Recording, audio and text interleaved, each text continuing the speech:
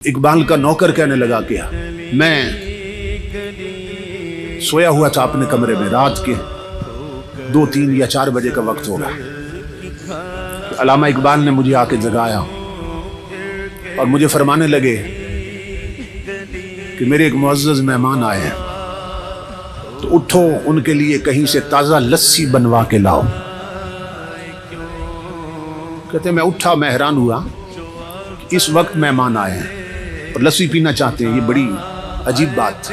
इस वक्त लस्सी कहाँ से मिलेगी? तो कहते हैं मैं किचन की तरफ गया, मैंने कहा बर्तन लेके तो जाता हूँ, निकलता हूँ, देखते हैं कहाँ से मिलती। तो इकबाल ने कहा बर्तन मैं खुद दूंगा। इकबाल ने बर्तन खुद धोया अपने हाथों से और मुझे कहा कि जाओ कहीं से लस्सी लेके आओ। मैं बर्तन लेके घर से निकला और जब निकला तो मैंने कहा देखो तो सही मेहमान कौन आए। जब कमरे में झांका तो रोशनियों से मिलता जुलता एक इंसान बैठा था, जिसके चेहरे पर नूर की बारिश हो रही थी और जिसके चेहरे की चमक ने कमरे को मुनव्वर कर दिया था। कहते हैं मैं बाहर निकला, आंखें मलता जा रहा था, इस वक्त लस्सी कहां से मिलेगी। तो जब गली के कोने पे पहुंचा ना, मोड़ पे, तो वहां देखकर हैरान हो गया कि एक बाबा जी बैठे हैं खोखा बना के और लस्सी बना रहे हैं।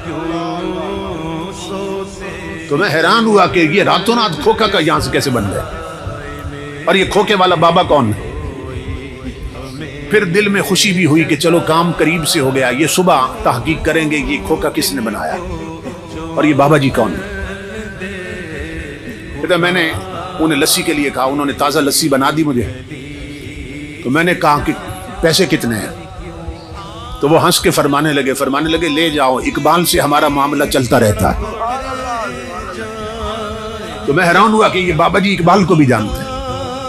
खैर मैं लस्सी लेके आ गया।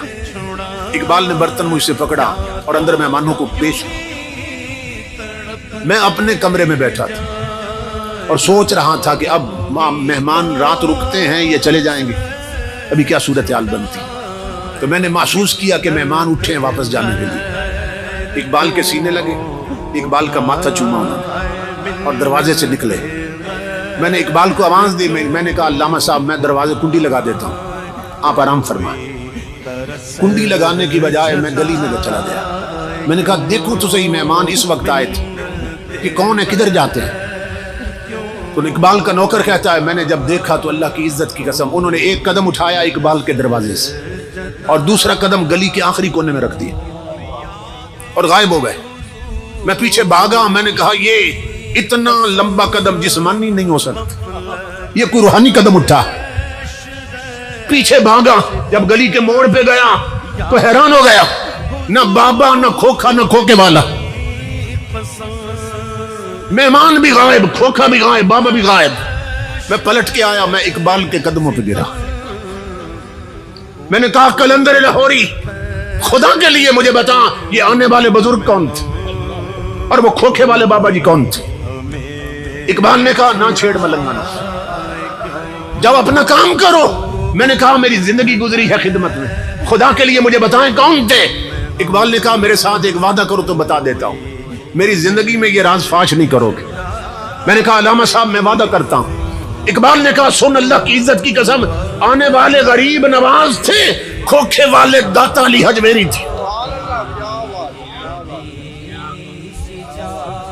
इसी पर इकबाल कहता है फना कैसी बका कैसी, जब उसके आशना ठहरे, कभी इस घर में आ निकले, कभी उस घर में जा ठहरे। जो अल्लाह वाले बन जाएं, अल्लाह से लो लगा ले, हुजूर के गुलाम बन जाएं, मौत भी उन्हें मार नहीं सकती, उनकी कब्रें भी जिंदा रहती है।